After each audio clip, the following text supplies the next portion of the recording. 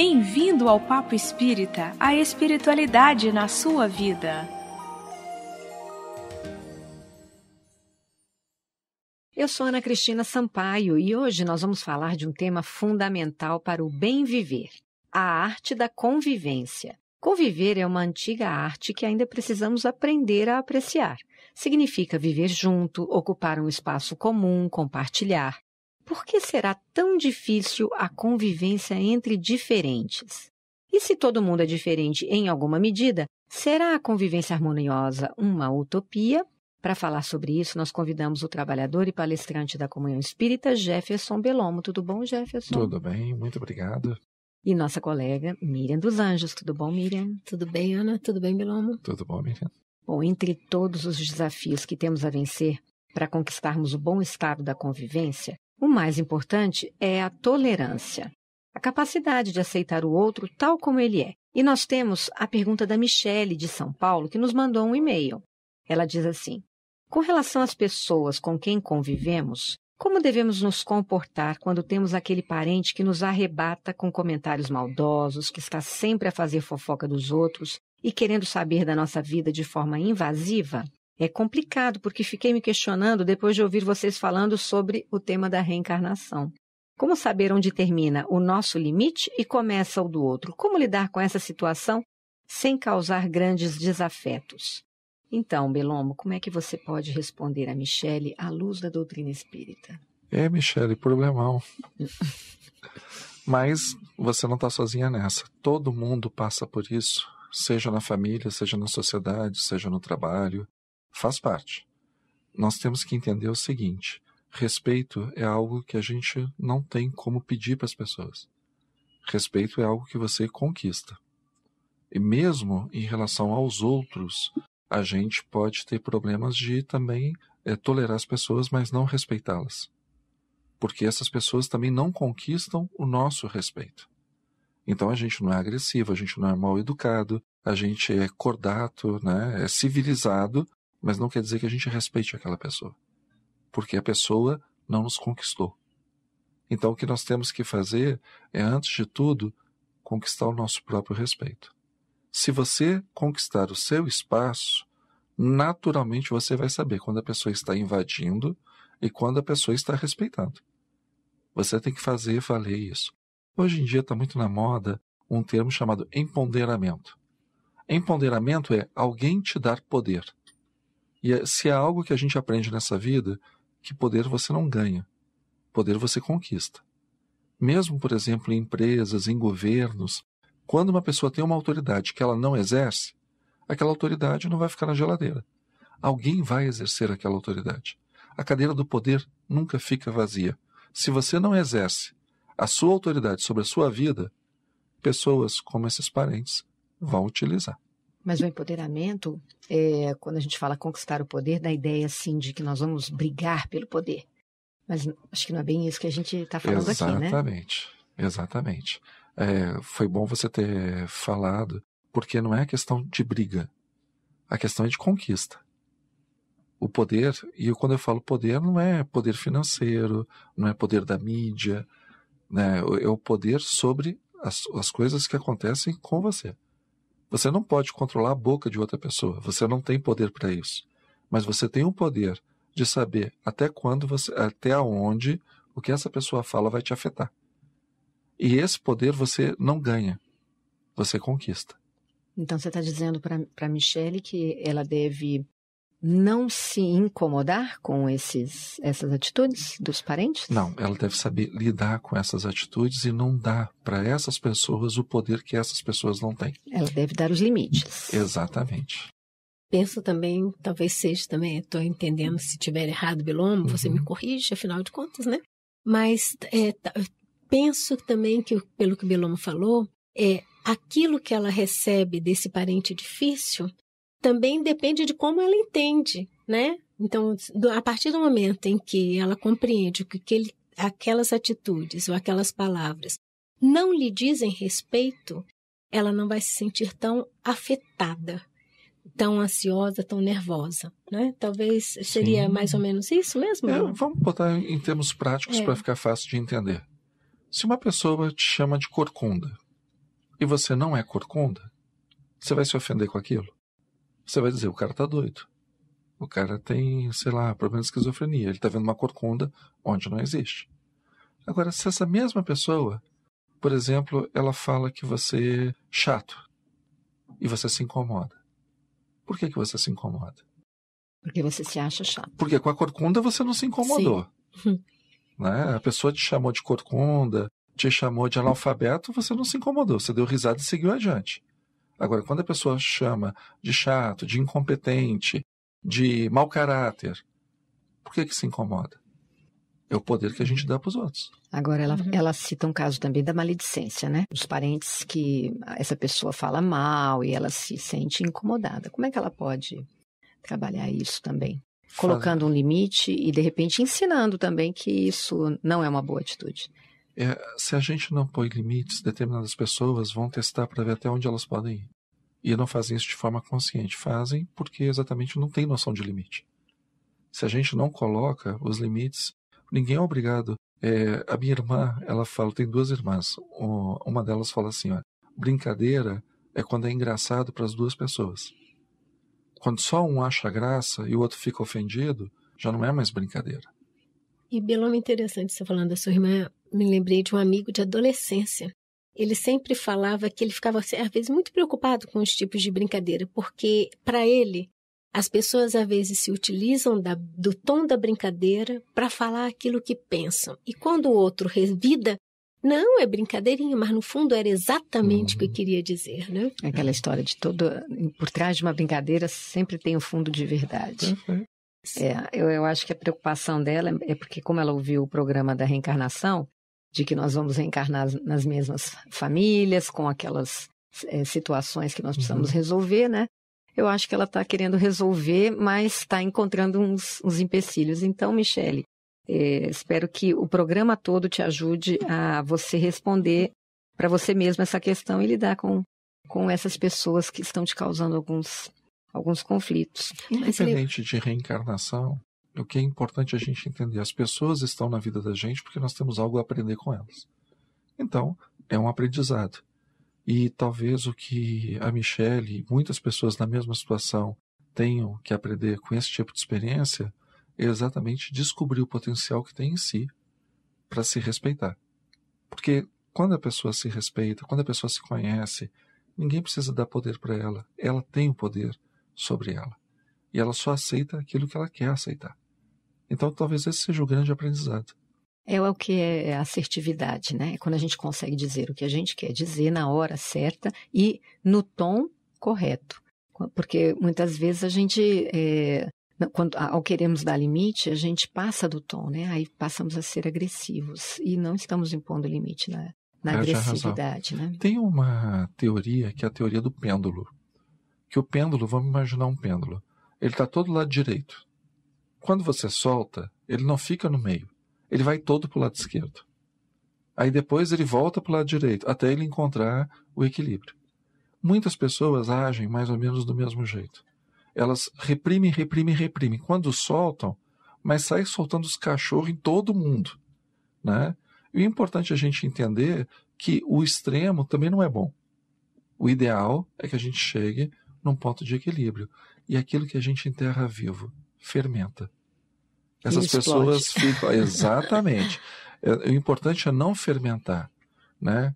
Filtra, conversa com a educação, conta até 10, mas não deixa de dizer o que você pensa. E na conversa também, ao outro que nos falou alguma coisa que nós nos sentimos desagradados, também tem aquela história, se eu entro na mesma faixa dele, na agressividade, apontando o que eu acho de negativo nele, não vai chegar a lugar nenhum essa conversa.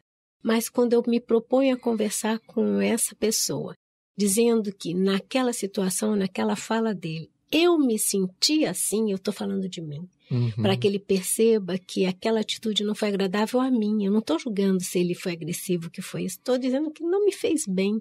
Às vezes nós também temos essa dificuldade de colocar o nosso desagrado ao outro, né? É porque nós não gostamos das pessoas ficarem desagradadas conosco. Isso passa muito pela questão da autoestima. Mas a gente vai aprendendo com a prática a respeito disso. Só praticando. Conviver é viver com. Faz parte. Por isso é uma arte, né? Bom, outra qualidade necessária para a convivência é a paciência, a capacidade de ajustar as nossas expectativas ao tempo e à condição do outro. Jefferson, como é que a gente pode exercitar a paciência? Eu, quando comecei a dar aula no estudo sistematizado aqui dessa casa, da Comunhão Espírita de Brasília, nós distribuímos um questionário, era a fase inicial, na época a fase 1, e distribuímos um questionário para as pessoas. Qual o defeito que você gostaria de superar? Mas assim, de 60 alunos, 50 era a impaciência. Então, é um fenômeno. Ainda mais numa sociedade que cada vez mais o ritmo dessa sociedade é acelerada, nós temos um problema de ansiedade enorme. Mas vamos trabalhar os conceitos. Paciência é a ciência de ter paz. Ciência é conhecimento. Paciência é algo que você desenvolve, não é algo que você nasceu com isso. Não é um dom. Não é assim, você ajoelha do lado da cama, reza para o Papai do Céu e o Papai do Céu vai te dar paciência. Não, você desenvolve. Tem uma pesquisa muito interessante sobre a agressividade que eu gostaria de passar para quem está nos ouvindo. Que numa universidade eles separaram 2 grupos. Os 2 grupos recebiam correspondências e tinham que responder essas correspondências. E os pesquisadores orientaram esses 2 grupos que quando se sentissem ofendidos, para um grupo, o grupo que a gente vai chamar de A, contasse até 10 e respondesse a carta, e para o grupo B, socasse bastante um daqueles sacos de pancada, despejasse toda a raiva e depois respondesse a carta. Só que a carta era dos próprios pesquisadores, mas os voluntários não sabiam. Então a pessoa recebeu uma carta falando, por exemplo, de, racismo. Aí dizia, eu detesto judeu, eu detesto negro, eu detesto japonês. Aí o cara tinha que responder. Aí o sujeito respondia todo educadinho. Aí o pesquisador e as pessoas que participavam não sabiam que era pesquisador, diziam, você fala isso porque você é um idiota, porque você é um retardado, porque você é uma pessoa limitada, vai ver que você é tão burro quanto. E aí as pessoas começaram, os 2 grupos. Um ia contar até 10 e respondia, o outro ia para o saco de pancada. Resultado, o grupo que contou até 10 manteve o mesmo tom de resposta em todas as correspondências. O grupo que foi para o saco de pancada, como libera muita adrenalina, começou a ficar cada vez mais agressivo nas respostas. Então, a arte de contar até 10, antes de abrir a boca, é algo que a gente pode dizer, é científico. Se você, antes de responder no impulso, contar até 10, e aí as pessoas vão dizer assim, mas quando eu vejo já saiu, porque não treina. Tudo é um hábito, tudo é um treino. Gente, para quem está nos ouvindo, a gente tem que condensar sedimentar determinados ensinamentos. Bezerra de Menezes não nasceu Bezerra de Menezes. Irmã Sheila não nasceu irmã Sheila. Eles conquistaram essa condição. Em algum momento eles eram iguais a nós, em algum momento eles decidiram mudar e eles exercitaram até que aquilo ficou introjetado neles. É treino. Tudo na vida é treino. Ou como diria meu professor de cursinho, é macete. Então tudo você treina. Se você treinar a paciência, você vai ser uma pessoa paciente. Agora, se você não treina e espera que em momentos de estresse a paciência venha, não vem. Miriam, tem naquele filme O Nosso Lar, o exercício... Eu me lembrei dele. De tomar um copo d'água. Então, a gente pode trazer aqui para o mundo material, pega um copo d'água antes de você soltar sua resposta. Você costuma ser paciente, Miriam? Como eu tenho o mal, da nossa época agitada, que é a ansiedade, confesso a vocês e aos nossos ouvintes, com certeza a impaciência vem. Mas a impaciência comigo primeiro, A impaciência com o outro eu tenho também. Mas uma vez eu li, faz muito tempo, em que é preferível a gente se calar, porque uma vez que a gente fala, não tem como corrigir. É aquela coisa, vai tentar remendar, fica pior.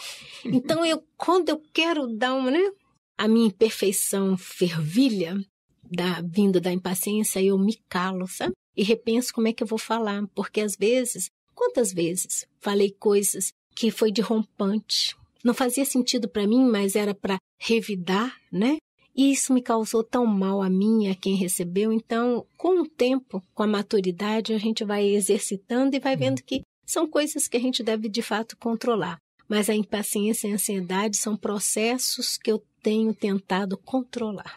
Acho que todos nós, né? Todos nós que estamos aqui. A humanidade inteira. A humanidade inteira. Alguns poucos santos já controlaram. E é uma pena que algumas pessoas, em vez de tratar isso dessa forma inteligente, a inteligência é você reconhecer. Né? Olha, eu não sou bom nisso. Então, peraí, deixa eu começar a trabalhar. As pessoas, elas, por exemplo, não são agressivas. Pensam, né? E aí desenvolvem a ironia. É uma agressividade. Acho até que pior. Exatamente, porque a ironia, você não dá a oportunidade da pessoa se defender, né? Porque você solta uma ironia. A pessoa, não, você está querendo falar o que com isso? Não estou querendo falar nada. Se a carapuça serviu... É horrível. É uma forma covarde de você agredir uma pessoa. Né? Quando você é sarcástico, quando você é irônico. E isso também. E as pessoas, assim, as pessoas que são irônicas, sarcásticas, acham que estão sendo inteligentes. Não, elas estão sendo cruéis. Ninguém tem que ter orgulho de ser irônico. É triste quando a gente vê as pessoas com orgulho dos próprios defeitos. Ah, comigo é assim, né? Eu nasci assim, vou continuar assim. Quem quiser que me aguente. E tem orgulho disso. É verdade. Isso é triste. Para quem é espírita, eu tô aqui. Isso aqui não é resort, não, gente. Isso aqui é pra gente sair melhor do que chegou. Exato. Eu tive essa experiência esse ano, porque eu também, Miriam, acho que todos nós, né, falamos impensadamente. E eu estava muito incomodada com esse meu lado. E eu me propus, e até coloquei uma carinha, uma figurinha no meu celular, para eu enxergar. É uma moça fazendo assim, com o sinal de silêncio, para ver se eu me lembrava, né, daquilo. Mas normalmente eu não me lembrava de pegar no celular né, e a coisa acontecia. E aí eu tive um problema em família que me chateou bastante. Era uma situação que a gente tinha que definir ali, fazer um acordo. Então, tinha um grupo para um lado, outro grupo para o outro. E eu me propus, eu não vou falar nada. Mas aí eu ficava falando com o grupo que era o meu apoio, aliado. Né? Meu aliado. Mas aí no final eu abri mão das minhas posições, porque os meus aliados me convenceram e eu consegui sair dessa história sem abrir a boca para nada no grupo total. E depois a história teve que se desenrolar e eu fiquei pensando, gente, graças a Deus eu não abri minha boca, porque eu ia ser agressiva, eu ia falar o que eu não devia, e a história teve que ter o seu desfecho, e aí nesse desfecho eu tive que participar, mas participei de forma bem mais serena, tranquila e sem nenhuma...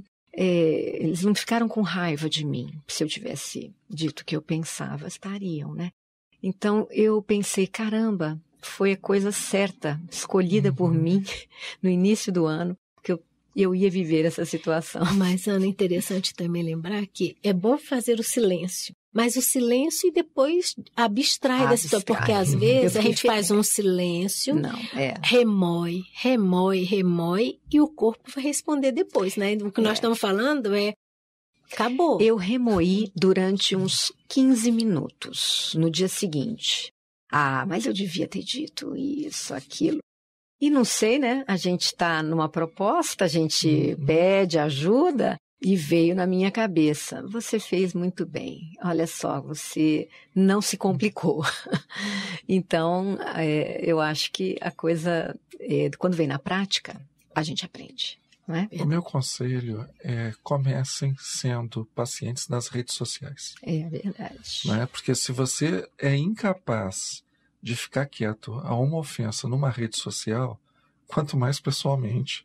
Porque na rede social você tem tempo para raciocinar, para escrever, para digitar, postar. Então você tem tempo para filtrar. Faça esse exercício. Tem gente que briga com o apresentador da televisão, tem gente que briga com o preço que está na vitrine do shopping, né? E depois quer ser paciente com os outros. Se você não consegue ser paciente com essas coisas que são mais simples, quanto mais pessoalmente. Esse negócio das redes sociais deixa as pessoas em polvorosa, né? Muita gente... Nós já tivemos um programa aqui que começou com uma pergunta assim. Como podemos ser melhores com as redes sociais? Bom, já deu tempo aqui do nosso intervalo. Voltamos rapidinho para o segundo bloco. Não nos deixe. A arte da convivência.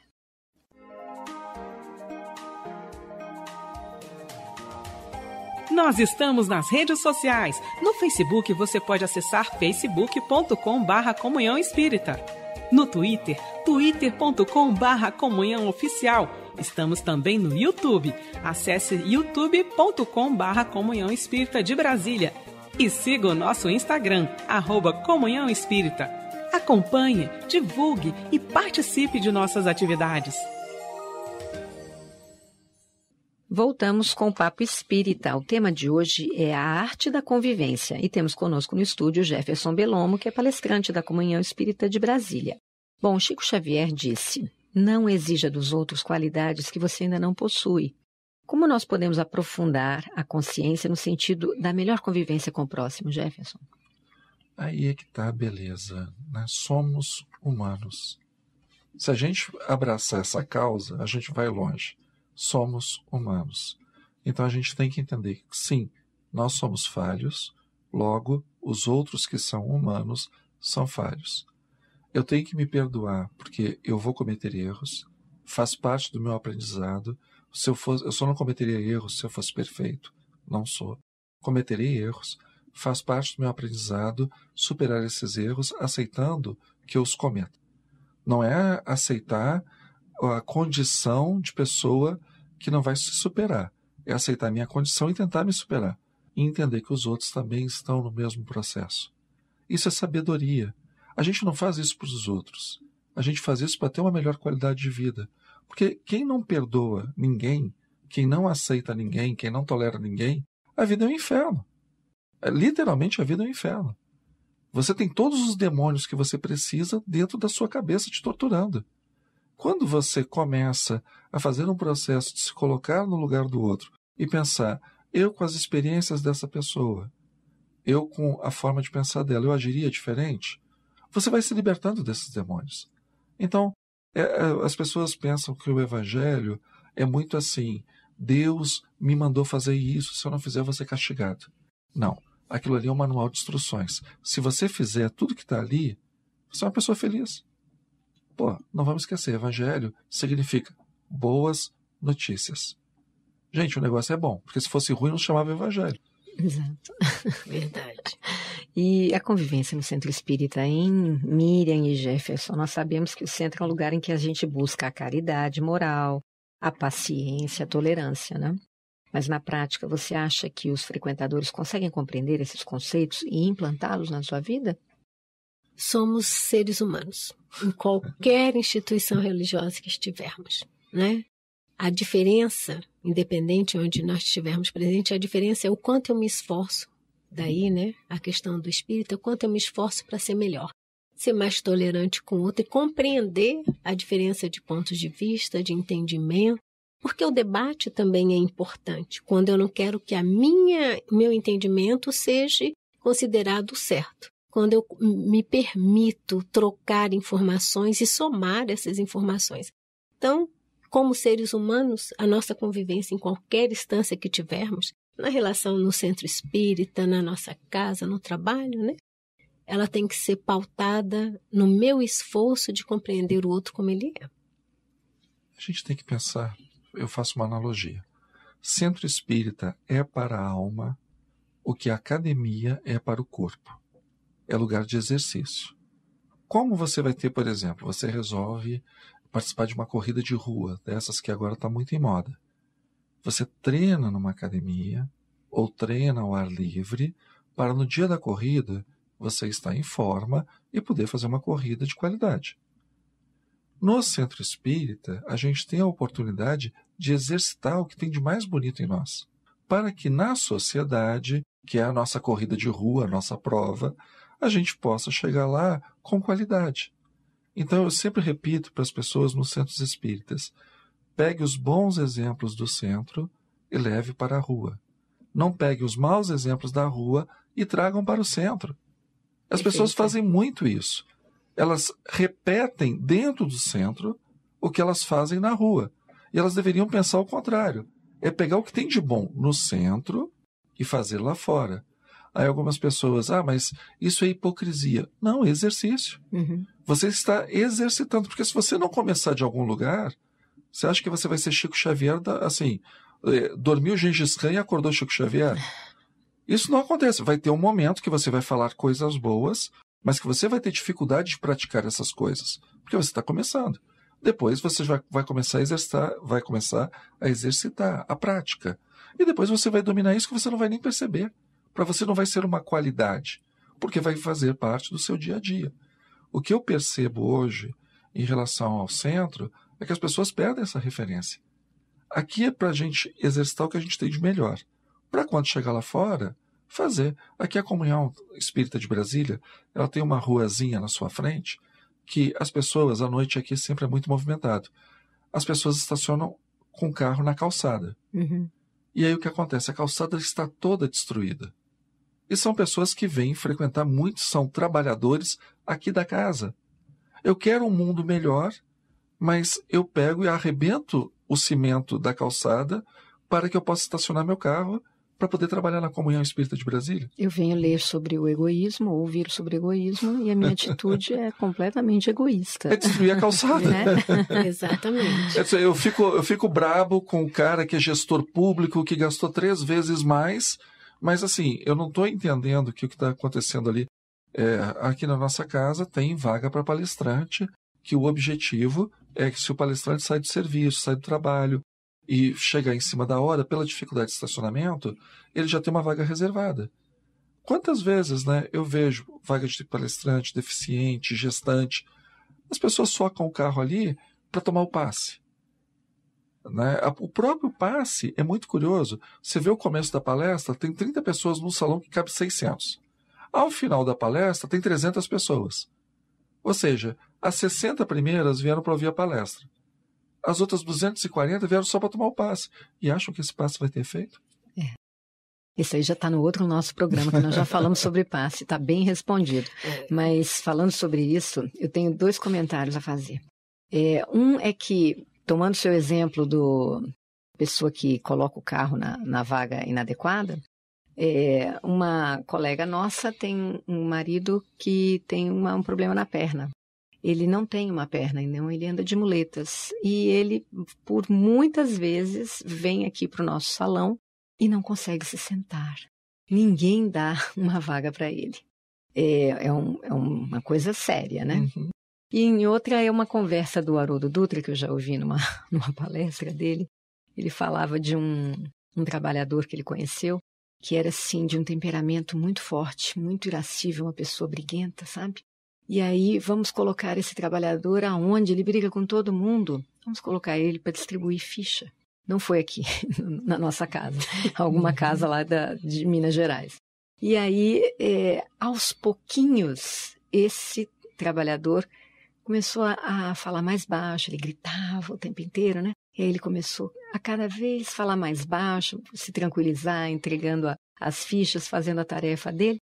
Dali a uns 1 ano ou 2, ele era outra pessoa fora também da casa espírita. Então, aqui é também o treinamento, como você falou, né? E funciona, porque como eu dei aula há muito tempo nessa parte de estudo sistematizado, eu dei aula tanto no começo como bem no final. E no final, quando eu pedia para as pessoas avaliarem a experiência do estudo sistematizado, elas me falavam, não, eu sou uma pessoa diferente hoje. Tem horas que eu não me reconheço. Em outra situação, eu seria agressivo, seria isso, seria aquilo. E de repente aquilo passa e nem me afeta.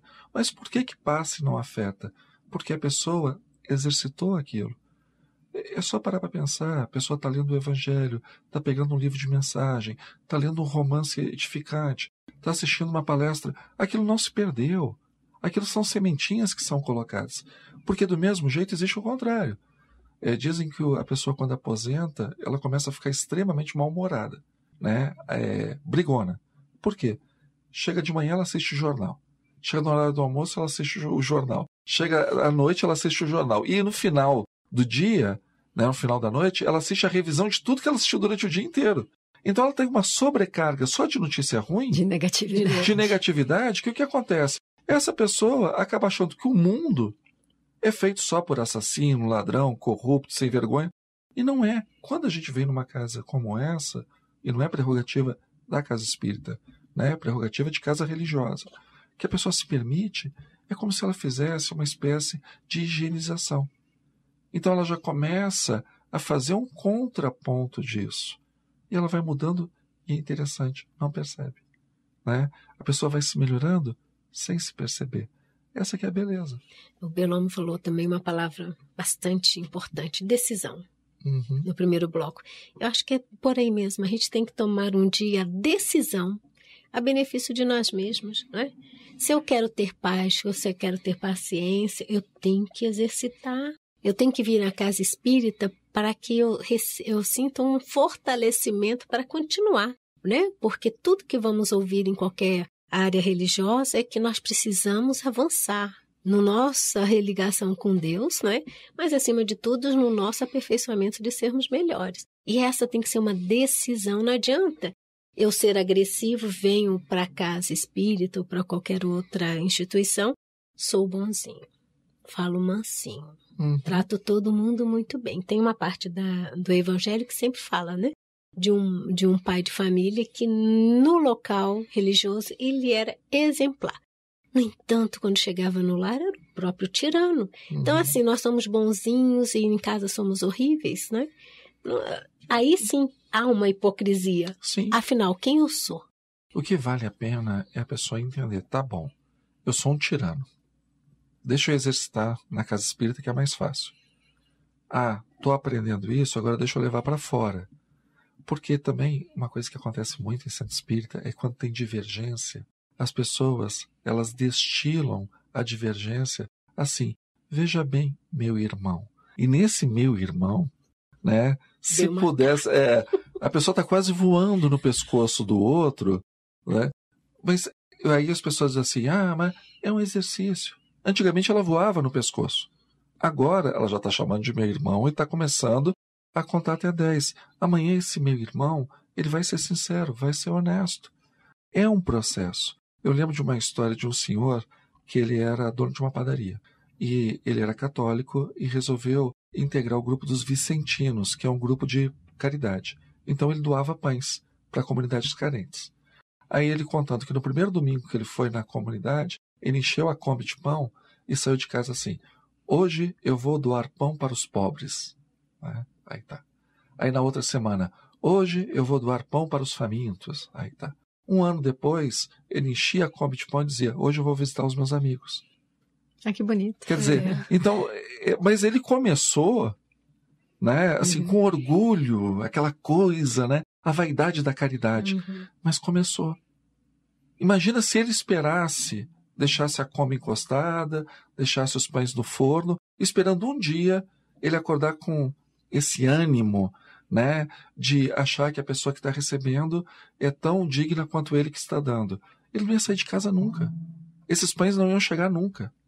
Então, assim, o André Luiz, ele fala isso no livro Respostas da Vida. Começa.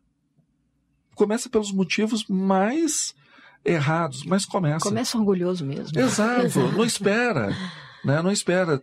As pessoas dizem assim que muita gente não ora para Deus porque está com vergonha. Mas exatamente quando você está errado, quando você está se sentindo viciado, sujo, indigno, é quando você mais precisa de Deus, é quando você mais precisa dos amigos espirituais. É nessa hora que você tem que orar. Né? É nessa hora que você tem que pedir ajuda. Então, começa. Comece. E doutrina espírita e convivência, elas são uma feita para a outra, né? A doutrina é a arte da convivência por si própria, né? Eu acho tão interessante porque a doutrina espírita é a doutrina da razão, né? Meu Deus, como é que eu posso usar a minha razão diferente da minha atitude, né? A gente entra em choque. E é tão bons exemplos que a gente vê na nossa literatura, nós não podemos ser incoerentes, né? Agora, é um exercício também, né? Primeiro vai para a razão. Aí você vai tentando fazer esse exercício que o Bellomo nos comentou. E aos pouquinhos você vai vendo que lá na frente você se tornou uma pessoa diferente. O próprio Evangelho segundo o Espiritismo diz que se a gente pudesse se olhar 100 anos antes, a gente vai ver o tanto que a gente melhorou. E como nós seremos melhores daqui a 100 anos. Então a gente tem que confiar nisso. Deus conduz as nossas vidas. Deus não é um Deus que criou o mundo e foi tirar férias. Ele age nas nossas vidas pelas leis que ele mesmo criou. Ele não derroga as suas leis, mas ele age dentro da regra. É um Deus que está sempre perto da gente. A gente faz muito pouco uso dessa convivência, né? Como diz o pessoal, a gente é filho do dono e finge assim, e age como se fosse mendigo. Não pode. E tem que entender uma parte muito bonita sobre o que Jesus trouxe, o legado que ele trouxe, é a visão de Deus como Pai. Porque isso nos dá um comprometimento ético muito grande. Todo mundo que é pai, mãe, você não quer ver um filho maltratando o outro. Te deixa triste como pai ou como mãe. Te deixa triste ver os irmãos brigando, se degladiando, se ofendendo. Então, se Deus é Pai e nós somos irmãos, como esse Deus vê os nossos relacionamentos? Né? Como nós apresentaríamos para Deus dizendo, olha, eu estou tratando assim ou assado seu filho ou a sua filha? Porque a outra pessoa também é filha de Deus. Então, é entender isso. Por isso que Jesus, quando ele pega toda, a gente fala a lei, mas a lei para o judeu é uma coisa muito séria, porque é a Torá. A Torá são os mandamentos recebidos na tradição judaica pelo próprio Moisés de Deus. Ele recebeu das mãos de Deus. Então, quando ele resume a Torá e os profetas no ama a Deus sobre todas as coisas e ama o próximo como a ti mesmo, é a mais pura verdade. Não tem como você amar o próximo se você pega e está de mal com Deus, e não tem como você amar a Deus se você está de mal com o seu próximo, porque uma coisa está intrinsecamente ligada com a outra. Do mesmo jeito que quem tem filho, tem como a pessoa te dizer que te ama e maltrata o teu filho? E tem como a pessoa dizer para o teu filho que ela ama o teu filho e te maltrata? Uma coisa está ligada com a outra, não tem como. E não tem também como você amar o outro se você não ama a si mesmo, né? Perfeito. Por isso que ama ao próximo como a ti mesmo. Primeiro a si. Uhum. Então vamos construir a nossa autoestima, vamos nos conhecer, ter boas atitudes para ficarmos orgulhosos de nós mesmos e nos gostarmos. É um né? orgulho bom. É um orgulho bom, é um orgulho do bem. Né? É um orgulho do bem, existe. Claro que existe. Pelomo, você indica alguma literatura, algumas obras para quem quiser se aprofundar nesse tema? Tem duas do Espírito André Luiz, pela mediunidade do Chico, que eu gosto muito. E assim, usa no dia a dia. Uma se chama Conduta Espírita, que são várias situações do dia a dia e como o espírita deve se portar. E a Agenda Cristã, que também são pequenas conversas, pequenas dicas, que a gente vai vendo que fazendo aquilo, as pessoas confundem ser humilde com ser subserviente. Quando a gente vai lendo essas obras, a gente vai vendo ser humilde é você saber exatamente o seu lugar. Você não está acima de ninguém, você não está abaixo de ninguém. E aí você valoriza o seu lugar e o lugar dos outros. Humildade é isso. Perfeito. Miriam, você tem algum livro de cabeceira para falar sobre convivência, relacionamento? Olha, tem o livro Pensamento e Vida. Tem o livro Vida e Sexo, que também é muito interessante, porque vai falar de família, de uma série de coisas. Mas toda a literatura espírita, ela vai nos levar a esse entendimento, que precisamos nos amar. Para nos amar, nós temos que nos conhecer. E aí a gente partir para uma convivência saudável. Exato. Você não é obrigado a aceitar o jeito do outro. De jeito nenhum. Mas você pode respeitar o outro. Isso você pode fazer. Você não é obrigado a aceitar tudo que o outro faz. Pelo contrário, tem coisas que ele faz que são ruins para você e para a sociedade. Mas você pode respeitar a pessoa. Deus, ele ama o pecador, ele não ama o pecado. Desde a tradição da escolástica as pessoas falam isso. E é verdade, porque Deus enxerga a semente no meio do lodo. É isso que a gente tem que fazer. E Jesus fez isso enquanto esteve aqui. Exemplificou. Ele exemplificou, exato. Bom, nós vamos ter que encerrar, infelizmente, esse tema. Pois é, muita coisa para a gente falar, mas vai ficar também para uma outra oportunidade. Parte 2. Parte 2. O Papo Espírita vai ficando por aqui. Nós agradecemos a sua participação, Jefferson Belomo, e também a sua Miriam dos Anjos. Papo Espírita vai ao ar todas as terças pela Rádio Comunhão na internet e às quintas pelo canal da Comunhão no YouTube. Quer mandar uma mensagem para a gente? Escreva para o e-mail radio@comunhãoespírita.com. Você pode comentar, sugerir temas, fazer perguntas. Estamos aqui para conversar sobre temas da espiritualidade. Nós agradecemos a presença de vocês e pedimos ao Jefferson Belomo para proferir a nossa prece de encerramento. Convido a todos, então, para que a gente possa, já que nós falamos de Deus, entrar em contato com essa energia maravilhosa, o Criador que é incriado, que tira tudo, o universo inteiro, do nada. Só Ele pode fazer isso.